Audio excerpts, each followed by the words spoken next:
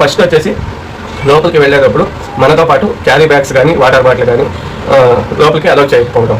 ఇప్పుడు ఏ విధంగా అంటే మనం లోపలికి వెళ్ళినప్పుడు అక్కడ మనకి కూర్చోవడానికి కానీ లేదంటే మనం నిలబడడానికి కానీ ప్లేస్ ఉండదు అనమాట. అంటే లోపలికి వెళ్ళిన వాళ్ళు ఫ్లోలో కొనుక్కుంటూ వెళ్ళాలా రావాలా.